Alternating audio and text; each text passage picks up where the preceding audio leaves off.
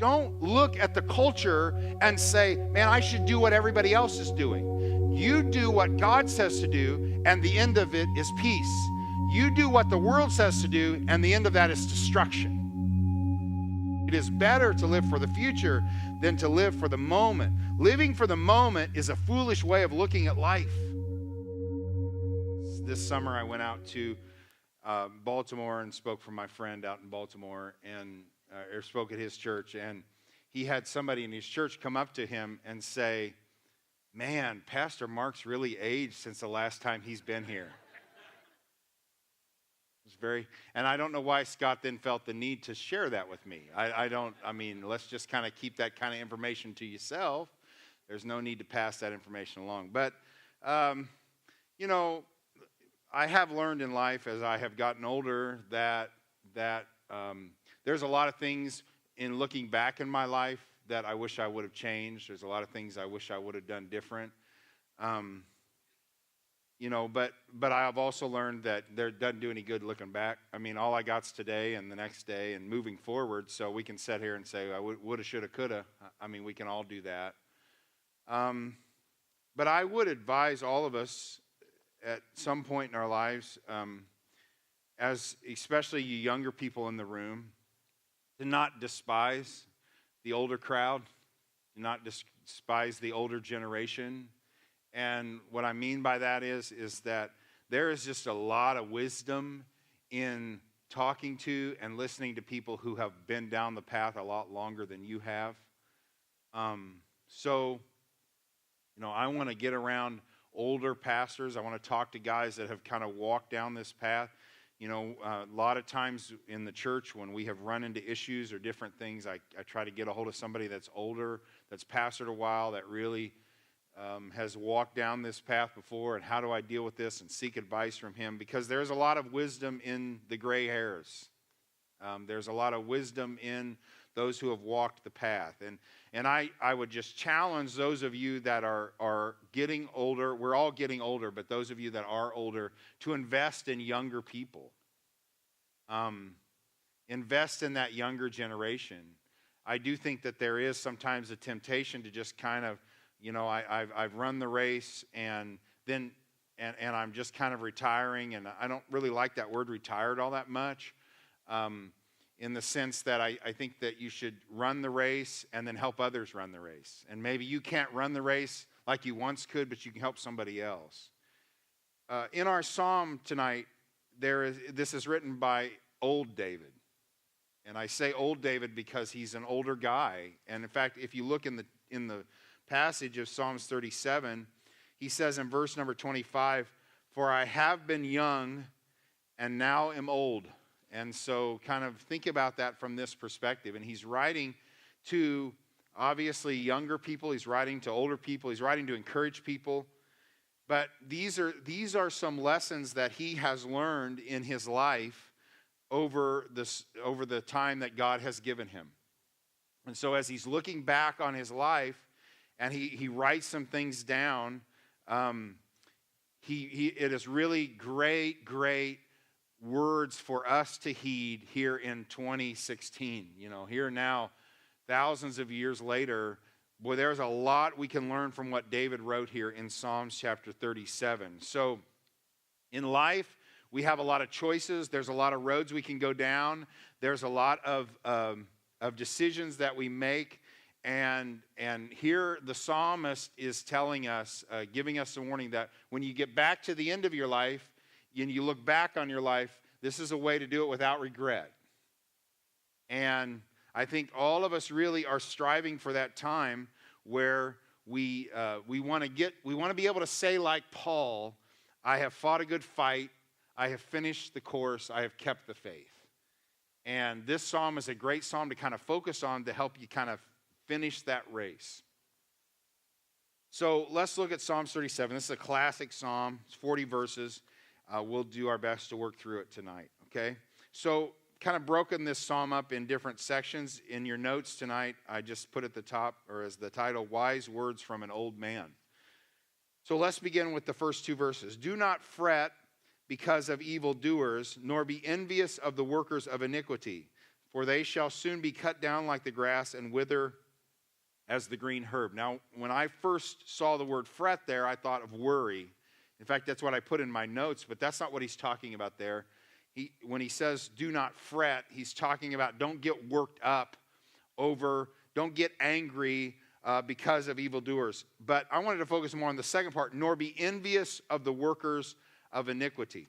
So the first thing that we learn from the psalmist in this particular psalm in regard to living life is, one, it is better to care than to envy. It is better to care than to envy. Now let me explain what I believe he's saying here. He says, look, do not fret because of evildoers. Don't get worked up over evildoers, and nor be envious of the workers of iniquity. Now, we're very prone to do that as Christ followers because we're trying to live the straight and narrow. We're trying to do the right thing.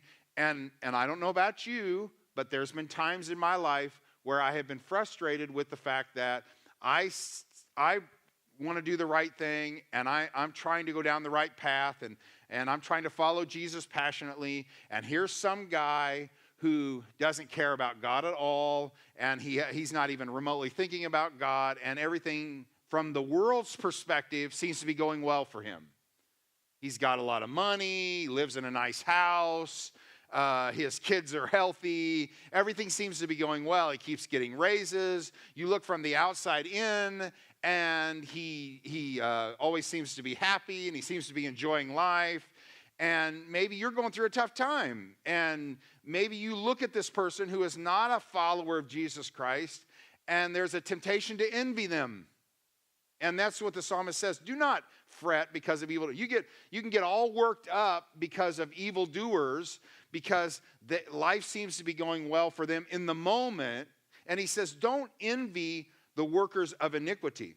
Because what happens is I think we get worked up, and then we envy what they have and what we don't have, or what they seem to be enjoying and we seem to be struggling with. And there's this great temptation to kind of leave the Lord's side and go do what they're doing. And then he reminds us, for they shall soon be cut down like grass and wither as the green herbs. So when you see someone that is far from God, there should not be envy that swells up in your heart, but rather concern. Because of the fact that their road that they're on, which is a road apart from God, does not end well. So don't look at somebody who is not a Christ follower with envy, but rather look at them with care and concern. And man, I know that the road they're on is a path that leads to destruction. What does the Bible say? Broad is the way that leads to destruction, and there's a lot of people on that road. Narrow is the way that leads to life, and there's a few on that road. That's obviously a paraphrase. But the point is don't be envious of him. Feel for him. His future is not bright. So I shouldn't look at this person and say, man, I wish I lived in that house. And man, I wish I had what he had. Boy, he seems to really, in fact, we should care and pray for him, and pray that he comes to Christ, and pray that she hears the gospel, and pray that the Holy Spirit opens their heart to her real need, and not be envious of them. I think sometimes as Christians we spend too much time envying people that are going the wrong direction that we want to go. And that's what the psalmist is warning about here. Don't be envious of the workers of iniquity. It's better to care than to envy. It's better to get worked up. It's better to care about what the person is going through and who the person is and the direction they're headed down than to envy the course that they're on. Then notice what he says in verse 3. Trust in the Lord and do good. Dwell in the land and feed on his faithfulness. Delight yourself also in the Lord, and he shall give you the desires of your heart. Commit your way to the Lord. Trust also in him, and he shall bring it to pass. He shall bring forth your righteousness as light and your justice as the noonday. Rest in the Lord and wait patiently for him. So, one, just so I can keep you all awake tonight, it is better to do what than to envy? It is better to care than to envy. Good. Two, it is better to submit than to control. It is better to submit than to control.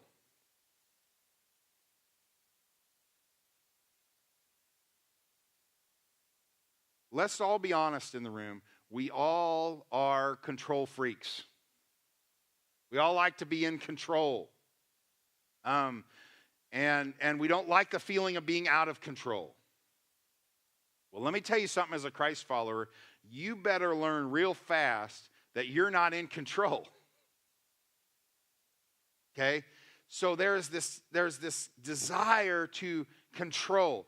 The best way that I can go through life is not trying to control God, but rather submitting to God and trusting his direction for my life. And that's what the psalmist is saying here. Trust in the Lord. He says in verse 3, delight yourself in the Lord. Verse 5, commit your way to the Lord. Trust also in him. He's re-emphasizing that theme. Trust in him. Quit trying to control God. Instead, submit to God. Quit trying to go against an immovable force. And this is how we spend a lot of our lives, is trying to move an immovable force, when the best thing I can do is get in the flow of the direction that God is going. And he says, look, I'm sure that the psalmist has spent a lot of time banging his heads with God. And I'm sure that many of us in this room, if we're honest, have spent a lot of time banging our heads with God. It doesn't end well. You end up with a big old headache because God's not moving. So the best thing is to submit to God's plan for your life, trust him, trust his direction, and trust his plan. And what does he say? Rest in the Lord and wait patiently for him. Once again, characteristics that we just don't like to hear talked about. I mean, we live in America, man. Things happen fast. You know, you go to Sonic, you push the button, somebody comes on there and takes your order. And if they ain't out in 2 minutes, you're wondering what in the world's going on. That's the culture we live in. And what we do is we transfer that kind of mentality to God too. Because we're like, come on, Lord, get in line. And God's like, no, you get in line. You submit to my plan. You trust me. I see the bigger picture. I'm at work here. And this is what the psalmist is saying. If I had maybe a chance to go back and change some things, I would trust God more. I would trust that he knows what's best. I would trust that he's working things out. And how many of us in this room could testify to the same thing? Boy, I thought that we were in real trouble, but God proved himself faithful. I wish I'd have slept a lot better at night and just trusted him. All right, number 3, look at what he says in verse number 8. Well, the last part of verse 7. Rest in the Lord, wait patiently for him. Do not fret because of him who prospers in the way, because of the man who brings wicked schemes to pass. Notice what he says in verse 8. Cease from anger and forsake wrath. Do not fret, it only causes harm. Now, what's he talking about here? Well, the first word, anger, comes from a Hebrew word meaning nostrils. So when someone gets mad, his nostrils flare out. The second word, wrath, comes from another Hebrew word meaning hot and points to rage. So the Bible teaches that most anger is sinful and that we can control it. Otherwise, we wouldn't be commanded to stop doing it. Anger shows, in a sense, that we are not in submission to the sovereignty of God. In other words, a lot of us get worked up about things that are not under our control. Maybe you are really, really worked up right now about the election, okay? That's not going to change who gets elected. So, 3, it is better to relax than to be angry. It is better to relax than to be angry. So what happens is we get worked up because things aren't working out our way. So how many times have you ever said this, maybe out loud, or maybe you've never said it out loud, but you've said it privately? God, I don't like the way you're running things. It's not fair. I don't deserve this kind of treatment from wicked people. The bottom line is that we're getting angry because God's not doing things our way, and in a sense what we're saying is, I refuse to submit to you. If you've ever taken your hand and shaken it at the sky and said, God, this isn't fair, in a sense what you're saying, you're getting fired up. You're refusing to relax in God's care, and you're getting fired up that God's not seeing things your way, and God's not responding in the way that you think he should respond. As Christians, we can be assured that if God doesn't settle the account in this life, there is coming a day of judgment where everything will be made right. And we relax in that. I want you, okay, so here on earth, we get all worked up because we see the injustices of the world. And it should, in a certain degree, fire us up. We should do what we can to help those in need.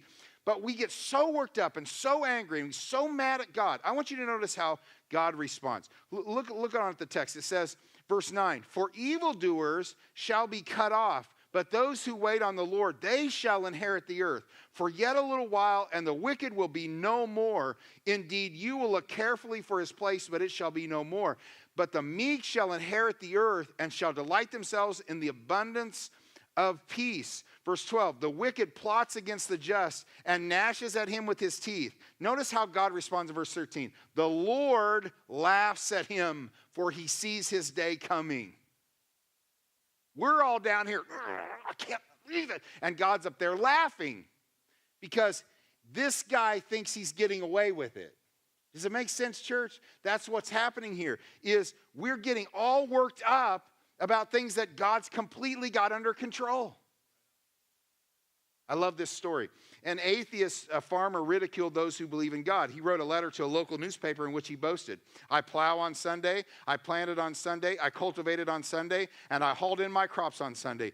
But I never went to church on Sunday. Yet I hauled in more bushels per acre than anyone who believes in God and goes to church. Now, boy, you can tell this was an old-time newspaper because the editor printed the letter and then added his remark. The Lord doesn't always settle his accounts in October. And that's the truth.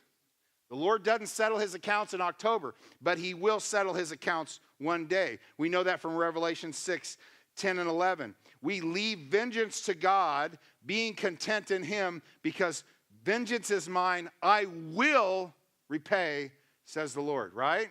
And this is what the psalmist is saying. Do not get to the end of your life. What killed you, man? He was stressed out. Why was he stressed out? Because he was so angry.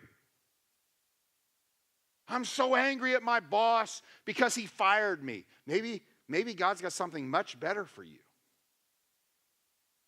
I'm so angry at the situation in the world. I'm so angry at the unfairness that I'm experiencing. You know, I never read once where Jesus was angry at Judas. Jesus wasn't angry at Judas for betraying him. He had pity on the man. And yet we're all worked up about things that we absolutely have zilcho, which I don't even think that's a word, means zero control over. And so here's this old man speaking to us. Are we listening to him? Because we should. This old man, this old psalmist, this old king that has walked with God for a long time, and he goes, look, I've seen a lot of good people get all worked up about things that in the end God used for his glory. Just everybody needs to calm down. God's in control. It's going to be okay. He's in the heavens laughing. Meaning he's not stressed out about it. Why are we stressed out about it? Why are we stressed out about things that God's not stressed out about? Okay, what else does he say? Let's read on. The Lord laughs, I said, verse 14, the wicked have drawn the sword and have bent their bow to cast down the poor and needy, to slay those who are of upright conduct. Their sword shall enter to their own heart, and their bows shall be broken. Verse 16, a little that a righteous man has is better than the riches of many wicked. Number 4, it is better to be content than to be rich. Now, this is written by a rich guy. It's better to be content than to be rich. I think we've all wrestled with the money thing. Have most of us in this room wrestled with the money thing? I mean, I know that I have. Every day, we live up north. Every day I drive to the church. We drive right by the WIBW, which is right off of 70. There's a big billboard over there, and it tells you what the lottery's up to. And every day it's like, oh boy, 285 million. Wow, what could I do for Jesus? You know, you always go spiritual first with it. You know what I'm saying? Boy, we could have a parking lot made of gold with 285 million, you know? I mean, you're thinking, but that's not really, what was it really showing my heart? That I want money. That I want to be in control. Rather than begging God to take care of my needs, I want to feel like I've got a big bank account, so it's all good. Look, I get it. I understand it. I've wrestled with it. I've been very transparent about my struggle with things, but I will tell you that one of the things I've learned in my life is that having more stuff just creates a desire to have more stuff. Like I'll talk to myself now, which I've talked to myself in the past. I guess that didn't sound very good, right? I talk to myself. But you know, because I'll have this urge to get the newer thing. And what I'll tell myself is that, well, if you get the newer thing, you're just going to want the newer thing. It's just going to create a desire for something else. What I need to be is be content with whatever God's given me. That's what the psalmist is saying. A little that a righteous man has is better than the riches of many wicked. So you can have all the money in the world, but it doesn't necessarily make you content. Having more stuff doesn't make you more happy. I mean, that's just a myth. Because if it was true, then wealthy people should be the happiest people you've ever been around.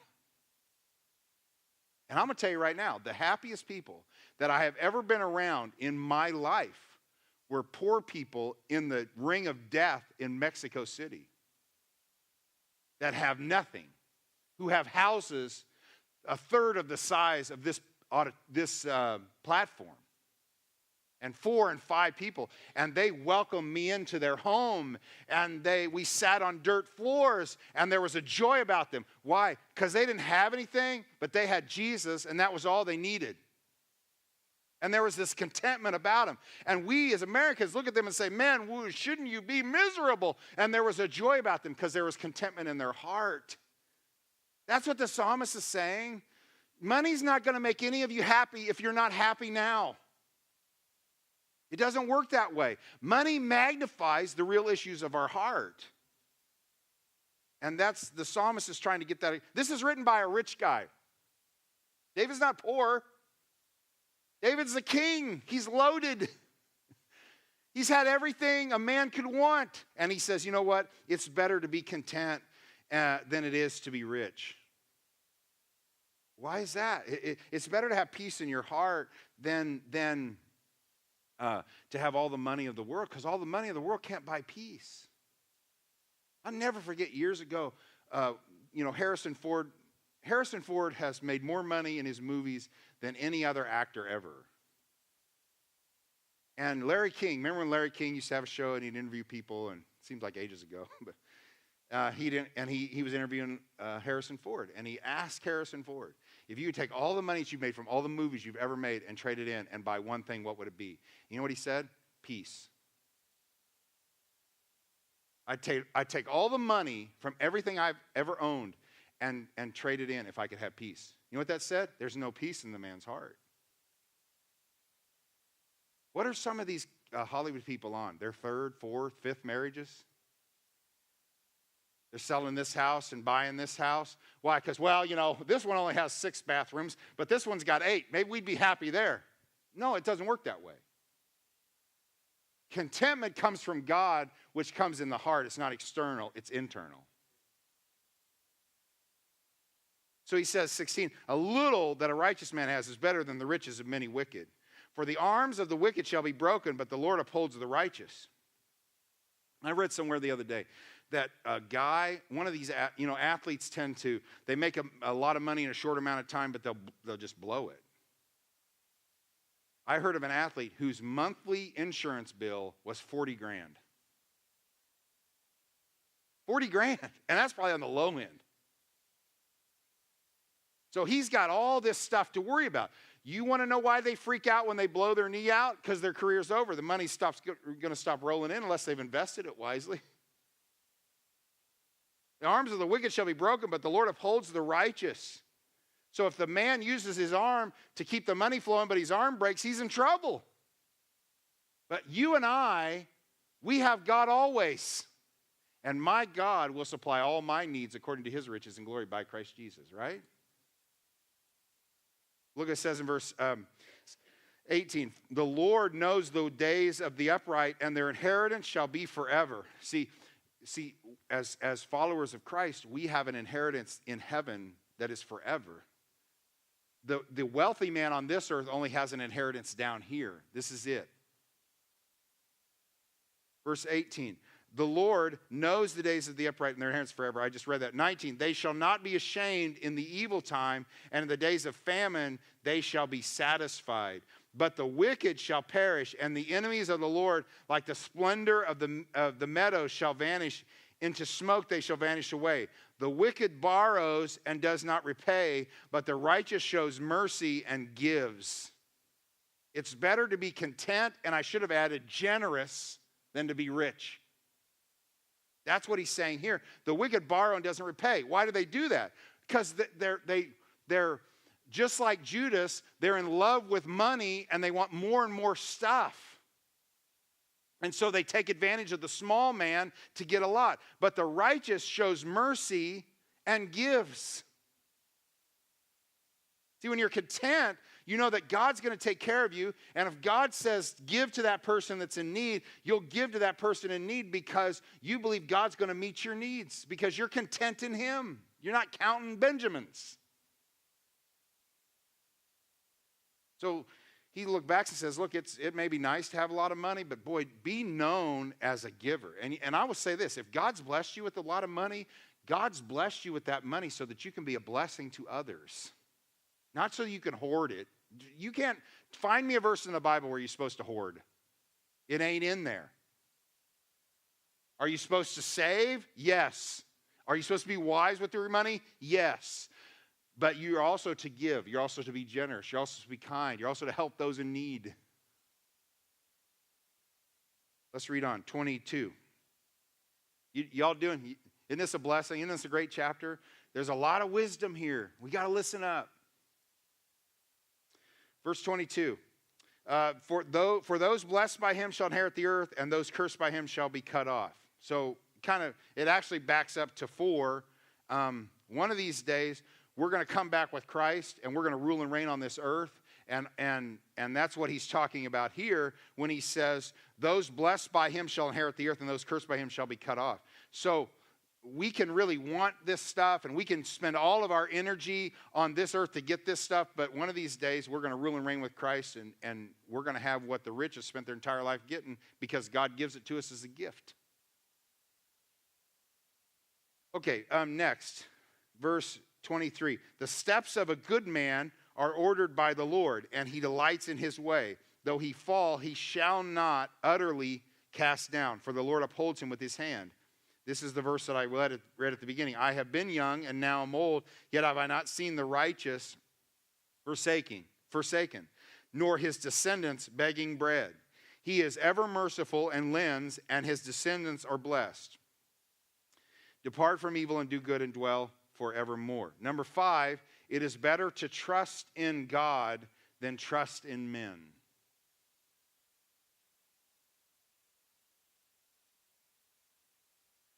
I love how it describes Jesus in verse number 26.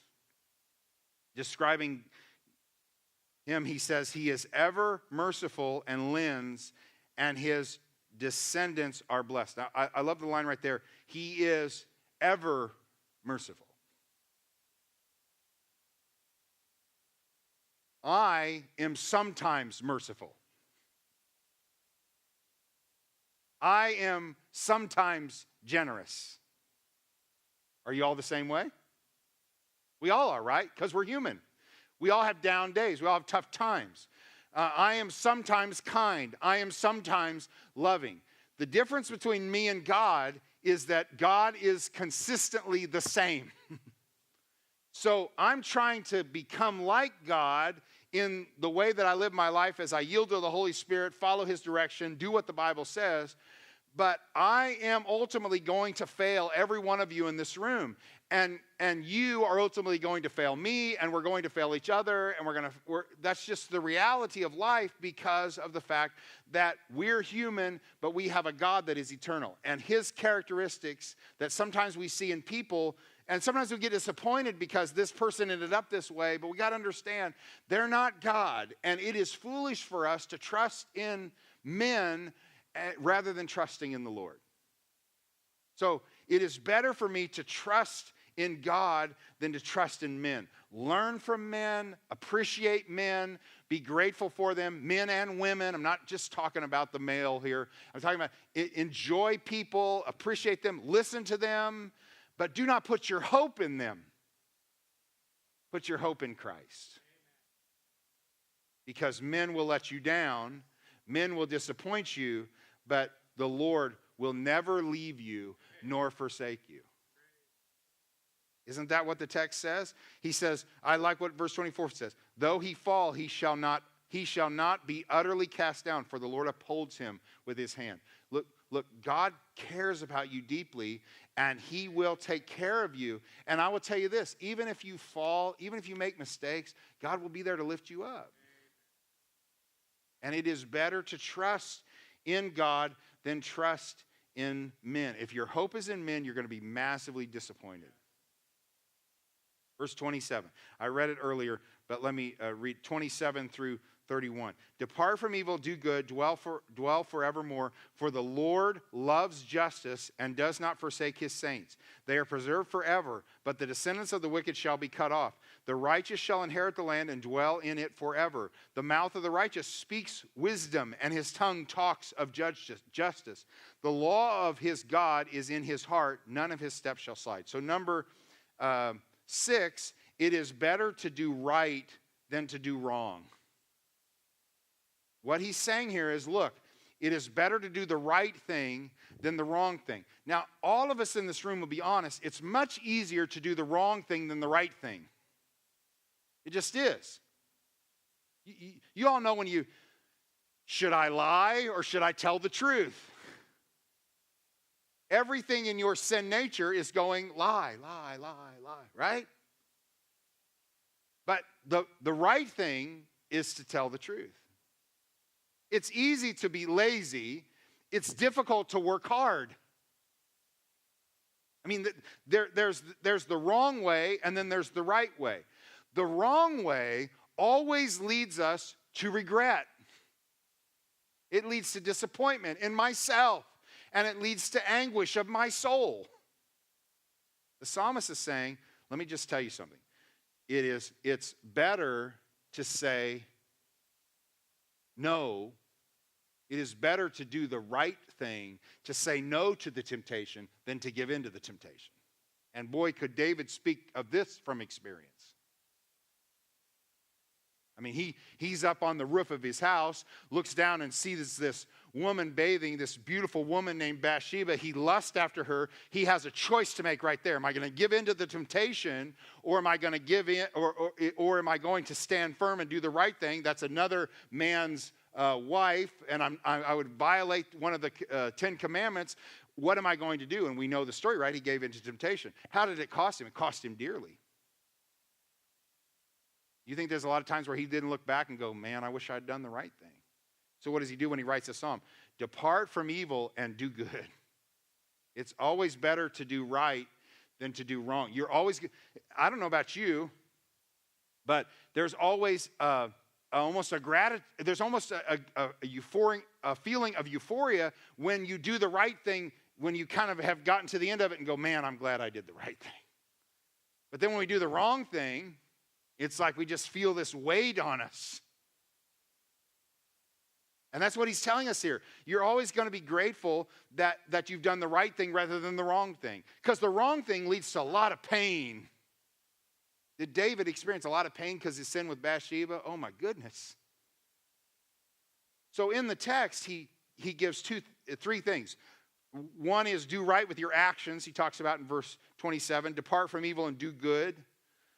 Do the right thing with your actions. Verse 30, the mouth of the righteous speaks wisdom. So he's like, do right with your speech. Boy, this is where we can get in a lot of trouble, because we'll maybe want to lie, or we maybe want to slander, or we want to exaggerate. And do right with your, look, I get this being a guy that speaks for a living.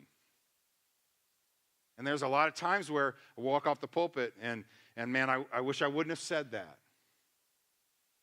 And I just wish you could look inside the brain sometimes of a minister when he's preaching, because there's all kinds of stuff going on. And it's actually amazing to me that anything's coming out of this mouth that's coherent. Because it's like you got all this stuff going on, and the Holy Spirit saying, say this, and the devil saying, say this, and you're like, oh, exaggerate that story, it'll get a big old laugh. And then the Holy Spirit saying, no, you better not do that. That's not right. And there's just all this stuff going on, and then it's like, what's going to come out of the mouth? And what happens is that, boy, when I walk off the pulpit, off the platform, knowing that I listened to the Holy Spirit and didn't use my mouth inappropriately, there's just a peace that's different than when I just said something I shouldn't have said, or got in the flesh, or whatever, and went down the wrong path. Just do right with your speech. And then verse 31, do right with your thoughts. It's better to do right than wrong. All sin starts in the mind. So be right with your thoughts. There's a lot of verses about that, about the renewing of our mind. Be not conformed to this world, but be transformed by the renewing of your mind. Whatsoever things are pure, whatsoever things are lovely, whatsoever things are just, whatsoever things are of good report. I know I'm leaving a lot out, but what are we supposed to do, church? We're supposed to, okay, I feel like I'm losing you. We're supposed to think on these things. Do right with your thoughts. Some man that commits adultery with somebody that's not his wife, that didn't happen on accident. He's been thinking about that for a long time. Some guy that steals from his company doesn't do that on a whim. He's been thinking about it for a while. Get your mind right. Get it thinking on Scripture. Get it thinking on the Word of God, and the rest will fall into place. It's better to do right than wrong. Number 7, I'm out of time. It's better to seek refuge in God than to seek revenge. It's better to seek refuge in God than to seek revenge. Look at verse 34. Wait on the Lord and keep his way, and he shall exalt you to inherit the land. When the wicked are cut off, you shall see it. Listen to what he says in verse 35.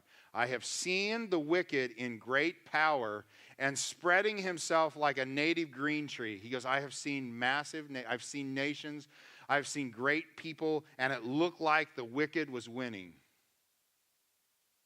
Go back to the 1930s. What was the fear of the people in 1930? Hitler's going to rule the world. Right? I mean, there's this fear. And then, what does it say? It says, I have seen the wicked in great power and spreading himself like a native green tree, yet he passed away, and behold, he was no more. Indeed, I sought him, but he could not be found. He was not great. God crushed that empire that was completely against him. And David says, I've looked in my life and I've watched these nations rise up, and they have been anti-God, and they have spoken against God, and God has crushed them.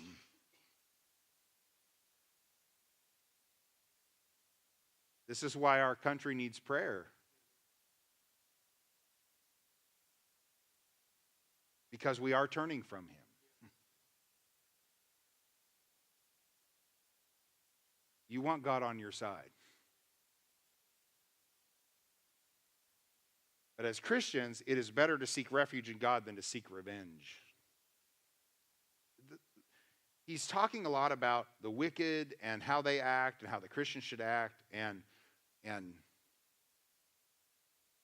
when the bad guys win, trust the Lord to judge righteously.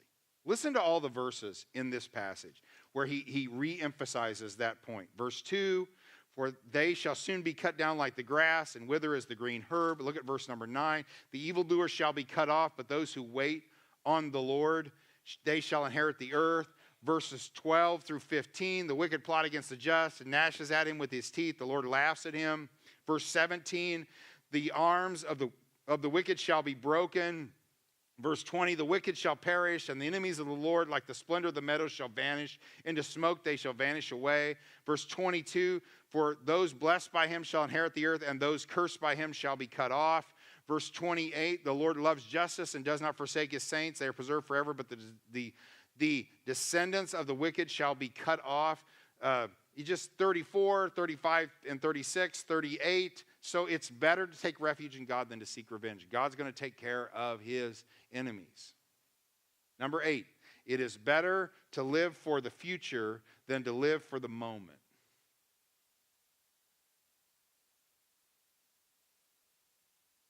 Mark the blameless man.